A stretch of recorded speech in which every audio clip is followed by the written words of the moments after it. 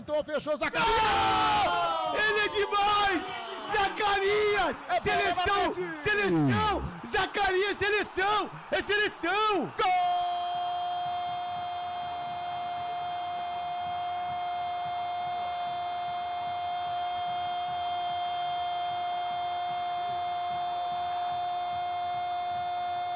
Direita com o Mateuzinho, fez um lindo cruzamento lá do outro lado. Quem tava por lá era o Zacarias, que meteu de perna esquerda de primeira pro fundo da rede para fazer um golaço. Agora Corinthians 1, Atlético nada, Doni. Gol no jogo, hein, craque? A verdade, a jogada foi maravilhosa do lado direito, cruzamento incrível do Mateuzinho, um golaço do Zacarias, golaço, e é o segundo gol dele consecutivo, né? Porque ele fez o jogo passado, foi o craque perfil líder, e está sendo o craque perfil líder. Talvez a gente tenha que ter uma visão diferente do que o Zacarias e do que o Lingard. Porque esse cara, ele bateu bem na bola, que o gol que ele fez é golaço, irmão. Parabéns ao Zacarias. Talvez eu tenha que pensar diferente em relação ao Zacarias Labiá, cara.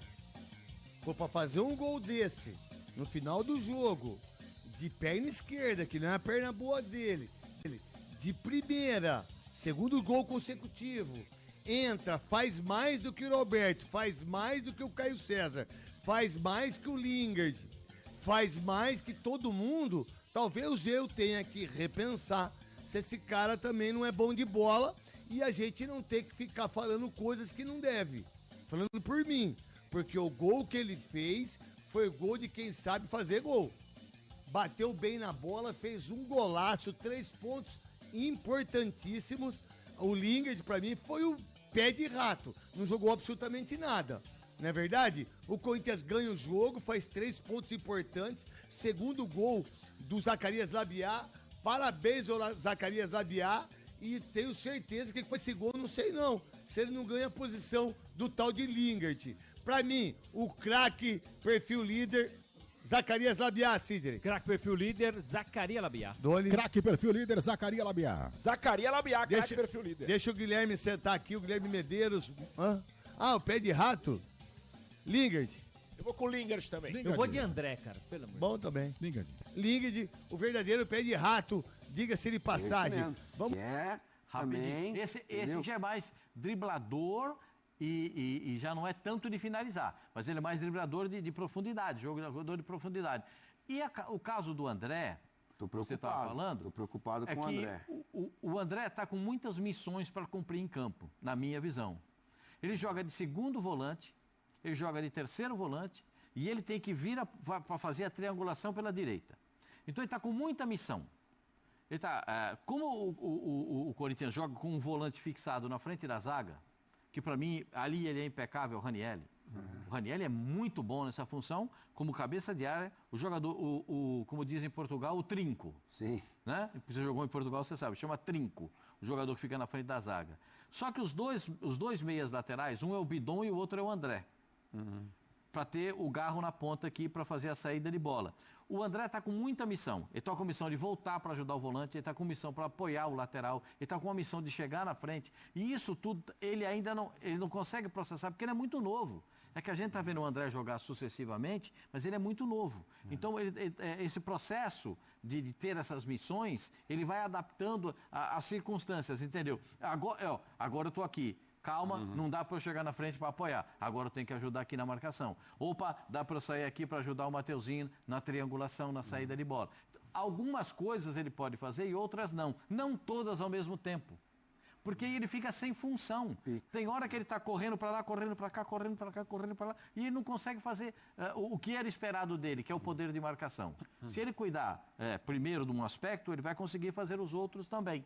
Mas dentro de uma planificação. Ele está tentando resolver as coisas, ajudar. Sabe quem é o jogador muito novo que entra e quer ajudar? Sim. Então ele se dispõe a fazer tudo e ao até mesmo as tempo. expulsões recentes dele tem a ver com isso, né? De querer fazer muita coisa ali. Estamos no YouTube também, sim, companheiros. Temos enquete no YouTube. É mesmo? Vitória do Corinthians contra o Atlético foi justa? Respostas: sim, Corinthians foi melhor, ou não jogou para ganhar? Breiler.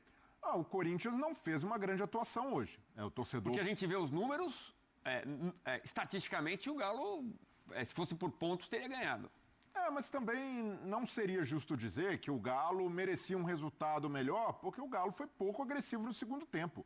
O Eduardo Domingues acaba adotando essa estratégia de recuar mais o time e a postura no primeiro tempo havia sido boa. O Galo conseguiu travar o Corinthians, saía bem pelo lado esquerdo com o Renan Lodge e isso acabou confundindo o Corinthians, porque aparentemente o Diniz acreditou que ele ia com 3 atacantes, né? O Coelho do lado direito, o Bernard pelo lado esquerdo e o Casserra.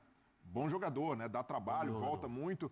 Mas o Bernard acabou fazendo ali uma dobradinha de meio campo com o Vitor Hugo e o Corinthians teve dificuldade de achar essa marcação no meio e o corredor ficava sempre livre para o apoio do Renan Lodge. O Renan Lodge era esse cara que jogou praticamente como um ponta, né? O Natanael, o lateral direito, fechava às vezes como um terceiro zagueiro e o Corinthians teve dificuldade nessa dinâmica. E aí o Domingues, ali meio que querendo negociar com o empate, todas as movimentações do Galo são para trás. Primeiro, recua o time. Depois, ele tira o Bernard e coloca o Cissé. O Cissé é um volante, mais de marcação, até chega bem na área, mas ele poderia ter colocado, até mexido antes para colocar o Minda, que vinha jogando bem. Sinal de que estava meio querendo aquele empate, né? O Alexander a gente já volta poderia ter jogado. A gente já volta para falar mais. A Lili Nascimento pede passagem neste Equipe F, ela acompanhando toda a reação da torcida corintiana. A gente tinha curiosidade sobre como seria a reação com o Yuri Alberto, né? Tem gente aqui no chat, não sei se eu vou achar, porque às vezes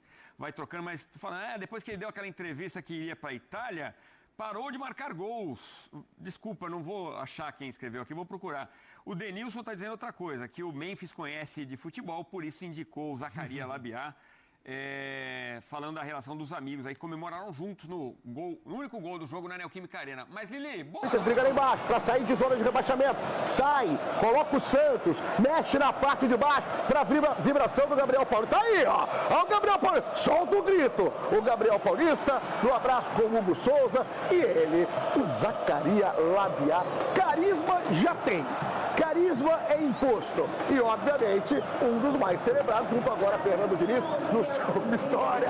Vai, Corinthians! Tá aí o Hugo Souza, que viveu frustração de não estar em lista de Copa. Hoje vai a campo, recebe o carinho do torcedor e sai de campo junto com o Memphis e companhia. E o abraço do amigo Memphis Depay com o Zacarias Labiá. Vitória importante e, assim, muito bom ver o Corinthians lidando assim com o Campeonato Brasileiro, né? A gente, às vezes, não jogar quase nada, assim, perder jogos, porque realmente não produzia, né? Hoje não foi assim. Hoje já tem algum tempo que o Galo vai melhorando de rendimento. Você achou o Galo superior?